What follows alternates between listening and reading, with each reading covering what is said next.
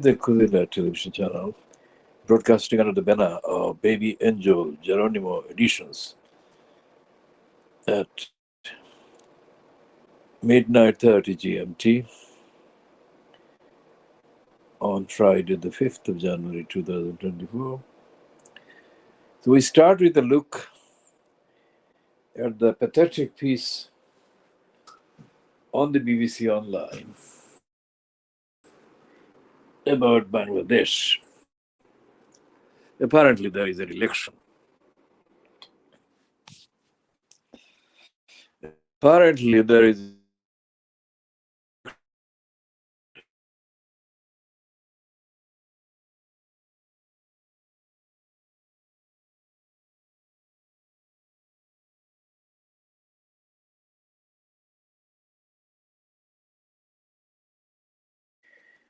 is supposed, according to the BBC concession, a foregone conclusion. And the reason which is not true, that it is citing as the reason for the boycott of the election by the Bangladesh Nationalist Party, that the Hasina front regime has arrested thousands of BNP members. Now, that is not true, because regardless of the arrests, which are common in Bangladesh, of opposition politicos, the BNP, which is supposed to be numerically the largest party in Bangladesh, opposition party in Bangladesh after the Awami League, quite apart from the arrests, the BNP is inactive politically. It makes the impact, and it has never made any impact against the Awami League. Essentially, with the assassination of the founder of the BNP, Ziaur Rahman, the momentum that Ziaur Rahman was creating for a democratic, sustainable future for Bangladesh has been terminally destroyed, disrupted, and no BNP name has emerged with any comparable energy, passion, direction, commitment for a democratic future of Bangladesh. So, as one of the supporters of the Awami League, Sheikh Hasina's Awami League, told me some years ago, he told me in despair because he was commenting on my observation that Bangladesh should have ethics and morality. And he said, "What are you talking about? You cannot have ethics and morality in politics in a country where the politics is a thugs game. Both parties are thugs parties." And I agree with him entirely. So that is what is happening in Bangladesh. One thugs party now is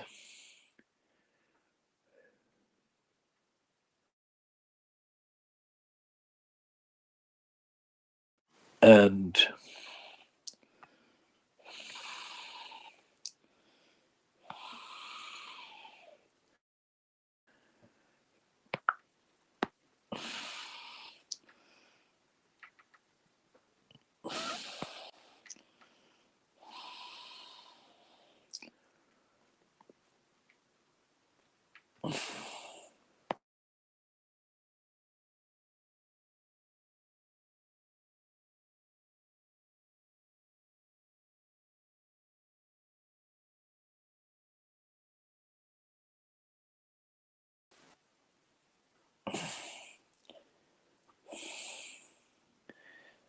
So one Thags party is dominating, while the opposition Thags party is spewing, moaning. The Bangladesh Nationalist Party has not continued what Ziaur Rahman started in the road to democratizing the country. And it has not continued to point out the congenital corruption of the Awami League. So, therefore, that is not going to be replaced by the emergence of another party. There is no sign of another party emerging to challenge or replace or substitute either the Awami League or the BNP. The BNP I should call Bangladesh BNP, so that there is clear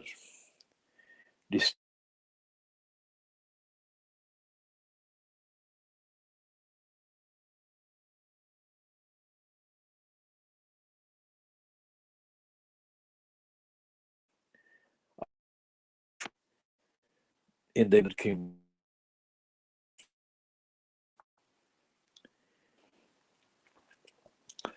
The analysis that the BBC has published about Bangladesh, in addition to the reference to BNP, it has got quotes from dubious individuals, including one based in Singapore, apparently where there is a Bangladesh center run by this individual. What the fuck is the Bangladesh center doing being cited in Singapore? In any case, there is no sign in the records. There is no sign, there is no evidence in the records of the last 15 years since Sheikh Hasina became the frontier of the regime that the BNP has understood. The BNP has understood the fundamental nature of the corrupt Awami League and the fundamental inability on the part of the democratic population in Bangladesh to articulate in daily action the absolute paramount in importance and urgency of having democracy and accountability.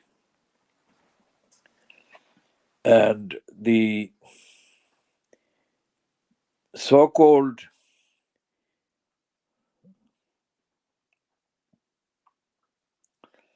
liberation war of 1971, I say so-called, because that is the reason why I oppose the Awami League, because they allow the Indians to claim credit for creating Bangladesh by the intervention of Indira Nehru in the 16th of December 1971 surrender by the Pakistan army to the Indian army.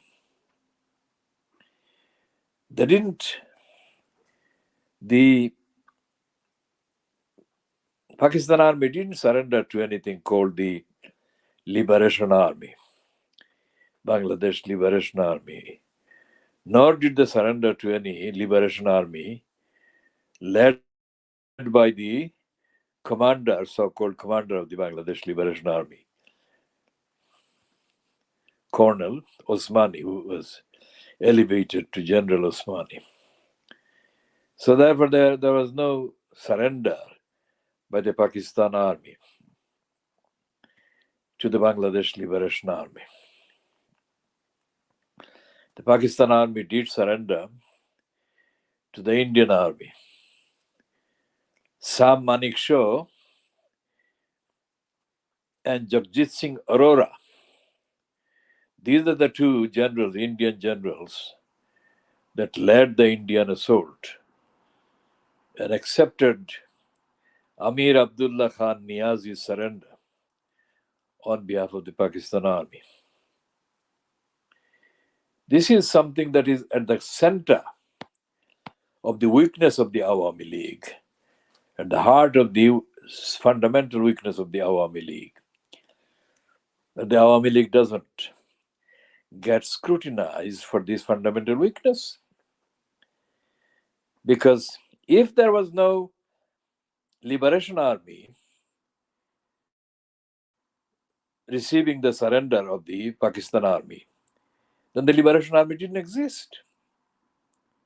At the crucial moment when the surrender took place, it was the Indian Army who accepted the surrender of Amir Abdullah Khan Niazi. Now,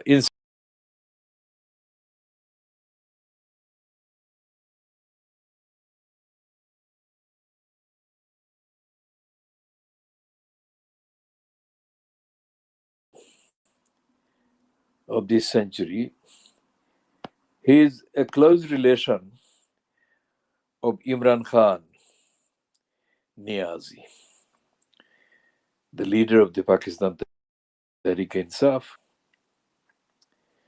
Now, my calls to Imran Khan Niazi, commonly known as Imran Khan, over the years since he became Prime Minister, has been a consistent claim that regardless of whether he was involved or not, which he wasn't, Imran Khan, as the head of the government, owed unconditional, comprehensive apology to all the people that had been attacked by the Pakistan military in East Pakistan during 1971. Secondly, that the Imran Khan should start a comprehensive program to compensate, pay damages to all the surviving victims of the 1971 massacre of the Pakistan by the Pakistan military under the command of A.A. Kenyazi.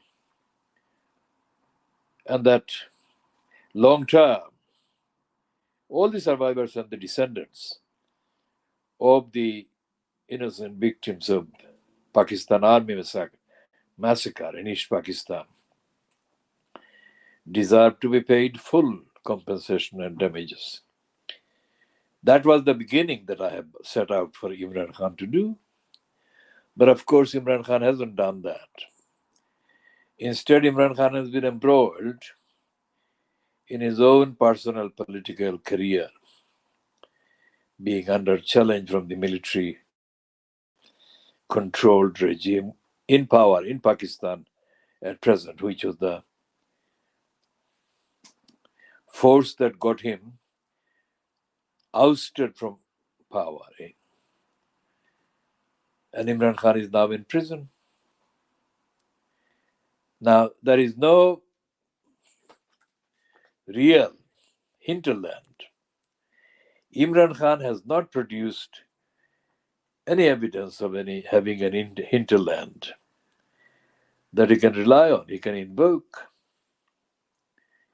So therefore, it has been a kind of almost near narcissistic look by Imran Khan at his own party and its own party political levels.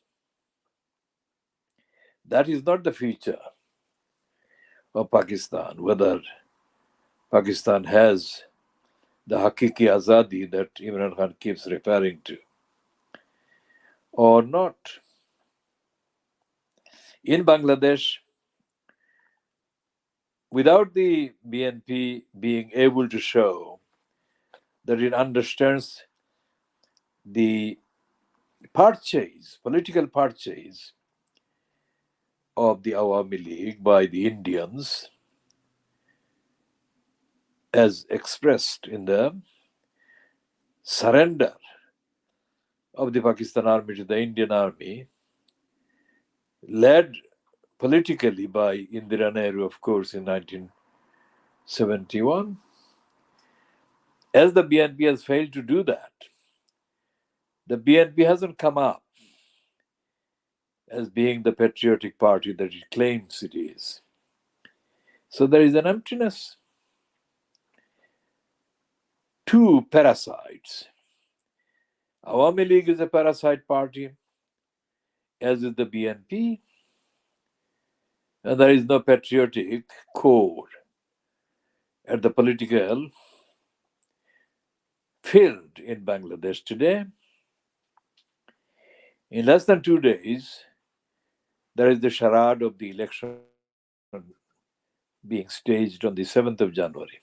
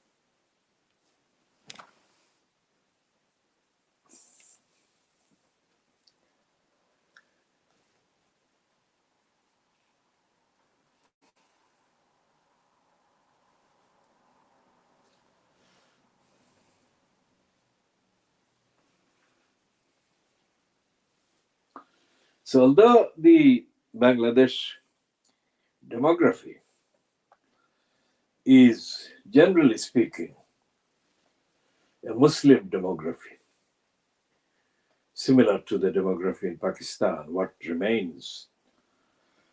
is Pakistan post 1971, the Muslim demography, neither the Bangladesh Muslim demography nor the West Pakistan Muslim demography, former West Pakistan Muslim demography, is represented by any political expression that is derived from the Holy Quran. And there is nothing that either the Bangladesh Muslim demography or the ex-West Pakistan Muslim demography has created by relying on the contents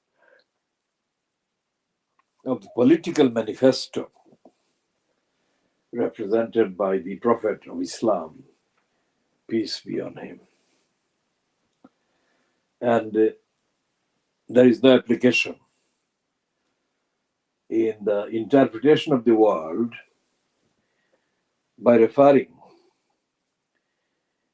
to the events of the world of the last, say, 70 years or 80 years, by relying on the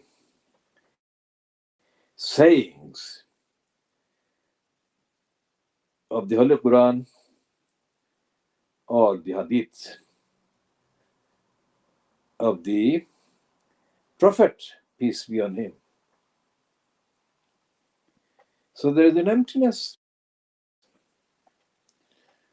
Whatever socialism was supposed to represent in the kind of heady, trendy, sloganeering days has evaporated. Socialism is not there.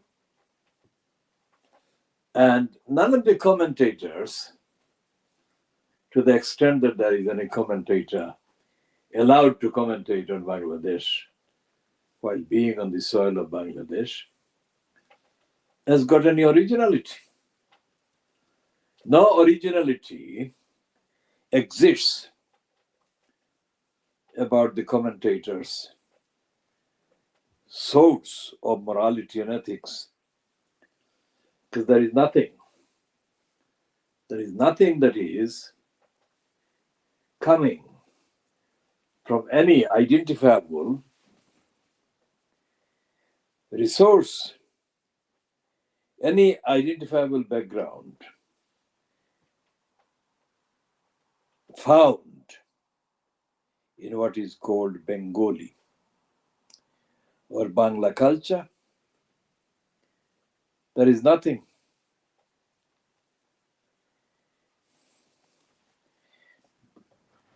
And in the case of former West Pakistan, which is now Pakistan, despite the fact that the Tehreek-e-Insaf party, founded by Imran Khan, has been claiming repeatedly to be dedicated to establishing true independence for Pakistan, there is no sign in the political narratives dominating Pakistan today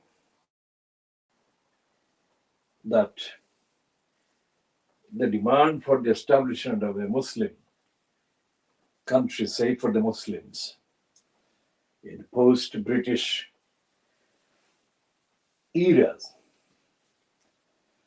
those slogans and promises made in the 1930s, well, made in the 1920s actually, and 1930s, culminating in the appearance of Pakistan on the 14th of August, 1947, and of India a day later, the 15th of August, 1947. So, whatever Imran Khan may say as being the purpose of the Tehreek-e-Insaf party, that of creating Hakiki Azadi, true independence in Pakistan, the political narratives have been overtaken by the day-to-day survival of the majority of the Tehreek-e-Insaf party membership and supporters against constant attacks by the military controlled regime in Pakistan.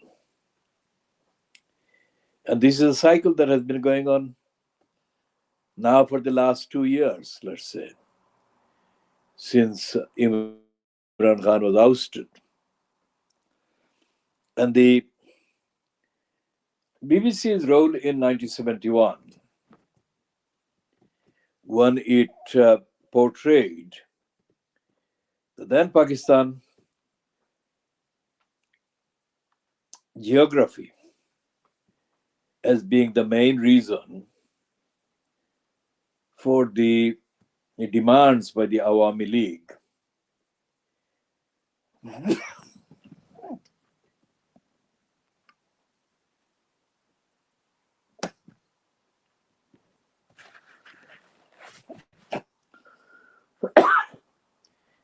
for the various political rights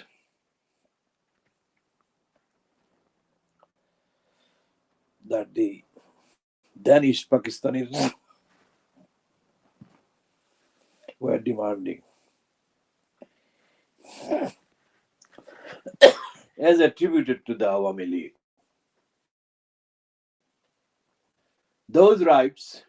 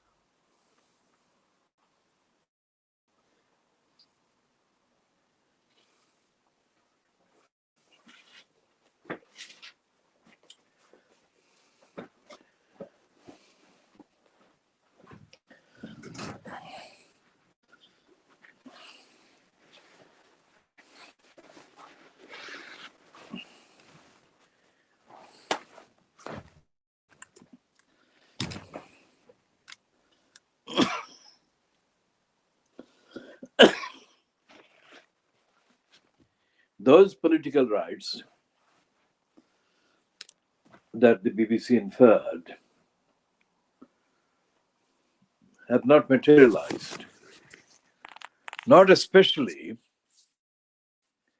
as being derived from anything that can be identified as being Bengali. Because the root of the Bengali nationalist slogan is an emotional slogan. There is no substance that can be established in terms of democratic audit, accountability, establishing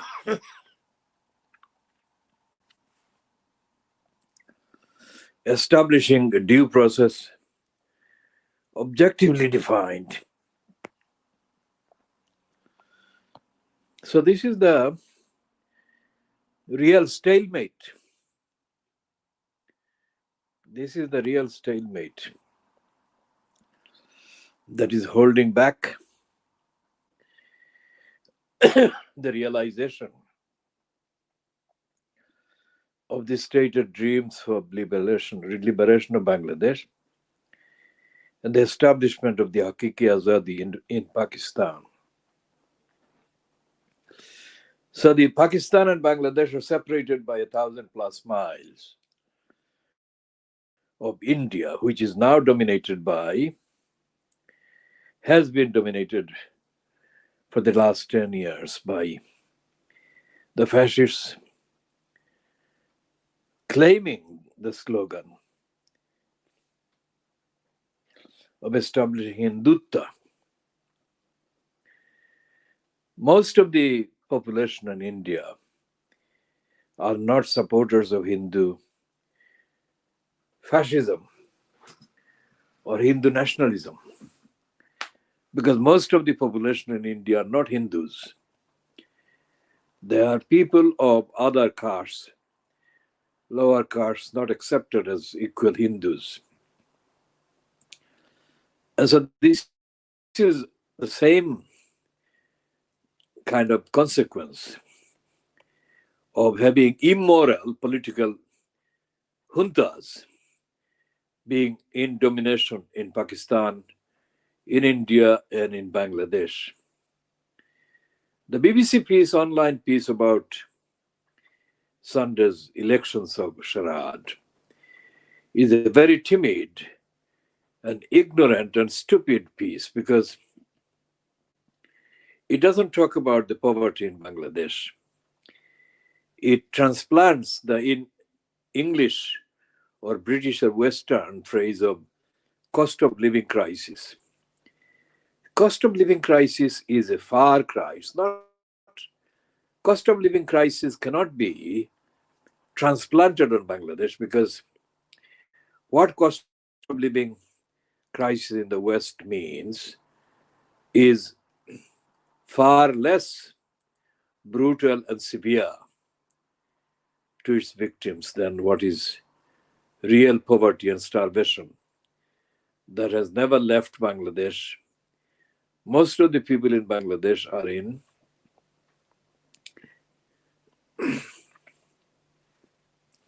daily hardship, have been since the 16th of December 1971. And none of the parties, whether fronted by Sheikh Hasina or fronted in the past by the widow of Ziaur Rahman, Khaleda Zia, has made the character of poverty of Bangladesh a main theme that has to be addressed. They haven't made it a theme and they haven't addressed it. So the poverty economically, the poverty and hunger and starvation and famine have not left millions of Bangladeshis, ever. While the political parties are paraded as political parties, they really don't represent the people, because all of them are still continuation of the artificial political groupings that were engendered by the British, or were consequences of the British being the dominant state power in the decades leading to 1947. There is no media that actually tells the truth about the country. There is no media freedom, neither in Pakistan, nor in Bangladesh, nor most certainly in India. In India, there is a crafty way in which the main mass circulation papers, and I'm talking about printed media, actually pretend to be critical, but they're absolutely hypocritical, dishonest. The leading remnants of the British era, titles like The Hindu, Times of India, are pretending to be publishing in the style of the British founders. Although they are called Indians, they adopt the styles of the British and pretend to be brown skin Indians. Think about that. Pretend to be brown skin Indians, which actually takes all the way back to the 1830s, when Thomas Babington Macaulay did say that the purpose of the British Empire educationally would be to create English minded, English thinking, brown skinned individuals who would be brown skinned but would be thinking like the English. Now, that is not what is happening. What is happening is that the brown skinned Indians pretending to be British or English are a distortion, a distorted mess. They're neither British, nor English, nor Indian. So these are the people that are actually in control and have been in control for the last, well, nearly 80 years in terms of the media ownership and commentary. If you look at the lines the columnists. The columnists that have got Indian name, either Muslim name or Hindu names, these are jokers. They pretend to be writing in the tradition of they are fantasized kind of role models of British newspapers.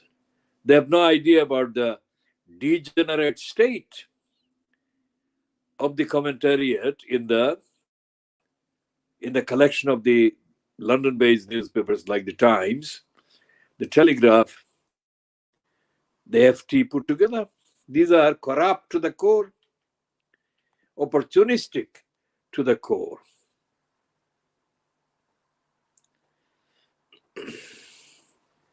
The English language ones I'm talking about, and the period of Indira Nehru had the printed weekly newspaper that was published and controlled by R.K. Karanjia. R.K. Karanjia was a Persian, one of the Persians in Bombay. He was shamelessly, disgracefully corrupt, and he worshipped Indira Nehru. In fact, he completely abandoned his Parsi religion and became a Hindu before he died. That was the extent of his corruption. And despite the fact that it was called the Blitz, it only blitzed the truth and showed two fingers to the truth and praised Indira Nehru relentlessly. So R.K. Karanjia has left a legacy of completely embarrassing worshipping of the leader of the Republic of India. Now, what Narendra Modi has been doing is he's replaced Indira Nehru, and he's being promoted by every single one. Like in the case of the New York Times that I read yesterday. Well, when I say yesterday, the New York Times of Wednesday, I'm looking around and checking if I can find that New York Times promotion of the Narendra Modi regime in India.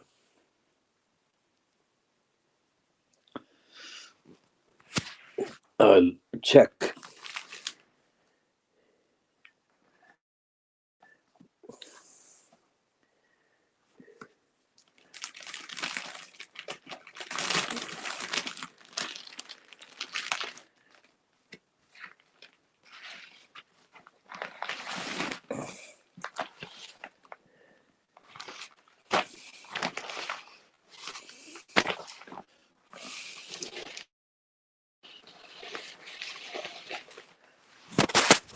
Anyway, what the New York Times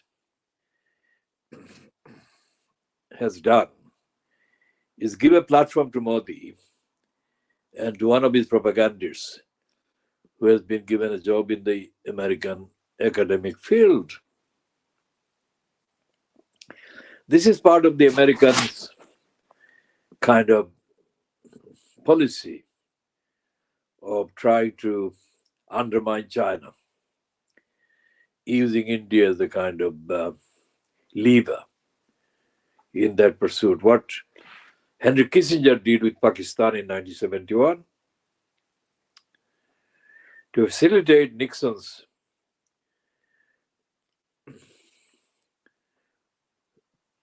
rapprochement with Mao Zedong, Kissinger ignored the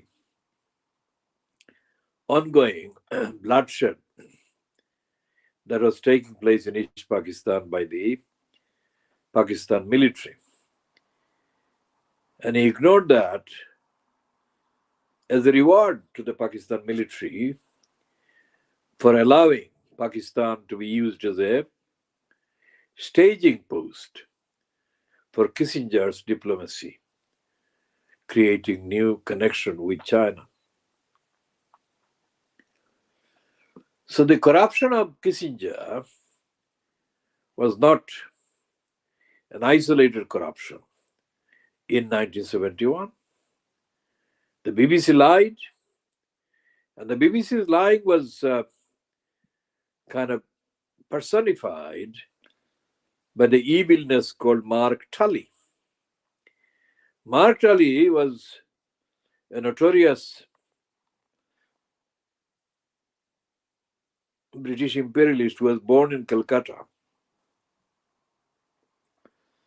And he dominated the BBC World Service coverage of what was going on in 1971. So his commentary was completely partial, and it was inspired by anti-Muslim kind of leanings.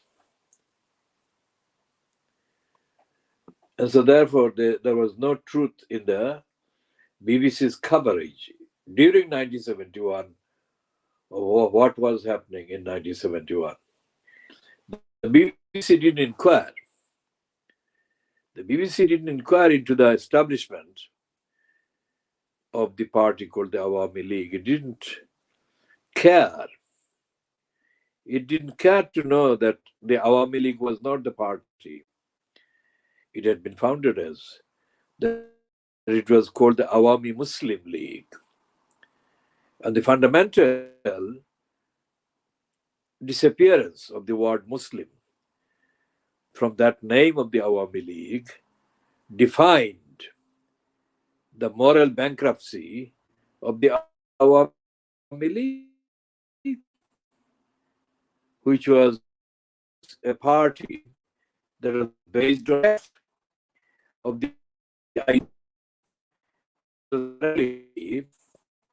articulated by the Maulana Abdul Hamid Khan Bashani, who coined the name Awami Muslim League, or who represented the Muslims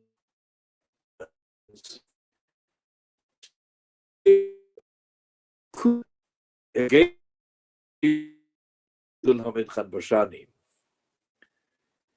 They also staged the coup against the ownership of the newspaper daily that the Maulana had founded. By deposing the Maulana as the main editorial power,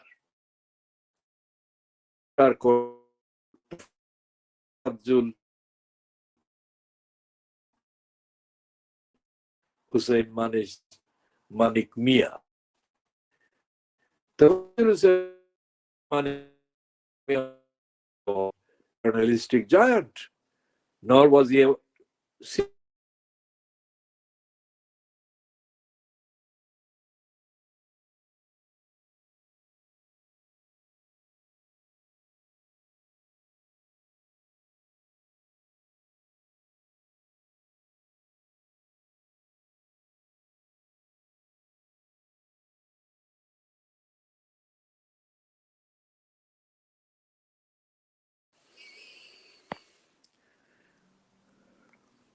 So what the current Bangladesh opposition party called the Bangladesh Nationalist Party is lacking is not only is it lacking any understanding of the Awami League's soul being purchased by India, it is also lacking any understanding of the truth about the foundation of what was for half a century East Bengal. The idea of East Bengal was prompted by the exploitation of the mainly naturally reach eastern part of Bengal by the western part. And the businesses based in Kolkata, which were non-Muslim. So there was a resentment against the western Bengalis exploiting the eastern Bengalis, which is what was the main reason for the division of Bengal into East and West Bengal. And it coincided with the creation of the Muslim League, the foundation of the Muslim League in Dhaka in 1905. So these are the real power, the elements, facts, the most powerful facts behind the existence of Bangladesh today. And yet, the Bangladesh Nationalist Party has not shown even the rudimentary familiarity with these powerful facts, these powerful foundations. And when it doesn't do that, it becomes bankrupt, unnecessarily bankrupt, because it has the resources not to be bankrupt. And it becomes unnecessarily bankrupt and surrenders morally to a genuinely, truly bankrupt party, which is the Awami League. If you ask the fanatic supporters of the Awami League, what is the root, what is the actual core of Bengali nationalism or Bengali culture? What do they bring to the political table? What do they bring to society? What do they bring to the imminent disaster based on climate change that threatens Bangladesh, which the BBC online piece partly recognizes but then departs from without discussing it? There is no examination in the BBC's piece of the Rohingya challenge. There is no examination of the international humanitarian crisis that was created against Bangladesh by the Buddhists of Burma. And there is no recognition of the fact that the British stooge Aung San Suu Kyi was the one that actually led the genocidist massacres against the Muslim Rohingyas. Again, the Bangladesh Nationalist Party, the BNP, hasn't made any political capital, out of the Rohingyas being massacred, genocided. In fact, the Bangladesh Nationalist Party, the BNP, has imitated the anti-Muslim elements running the agenda in Bangladesh, led by Narendra Modi, who flew to Rangoon to congratulate Aung San Suu Kyi's regime over their treatment, genocidist treatment and massacre of the Muslims of Rohingya. So all these are live resources, powerful resources that the Bangladesh Nationalist Party could use in order to avoid all these bankrupt entities. But it has become unable to appreciate its own heritage and legacies. And thus it has become politically irrelevant. The fact that the BBC says that the Bangladesh BNP is boycotting the election is a complete joke. Even if the Bangladesh BNP currently, in its current position, didn't boycott the election due in 2 days' time, it would still be treated as irrelevant by the people of Bangladesh. Because if the BNP, Bangladesh Nationalist Party, had electoral confidence in the voters of Bangladesh, it would not have boycotted. It would know that it would win significant numbers of votes, if not win the numbers to rule the country, to form the government, it would win significant numbers of votes. There is no sign of that either. So the BBC is lying in this pack of lies, in denying the truth, and in not recognizing the very serious complexities of evidence that prevail but have not been cohered into one narrative that would have demolished the Sikh Hasina fronted cabal. We shall be continuing on all these aspects and topics in the next days. This is now 0124 hours GMT on Friday, the 5th of January, 2024.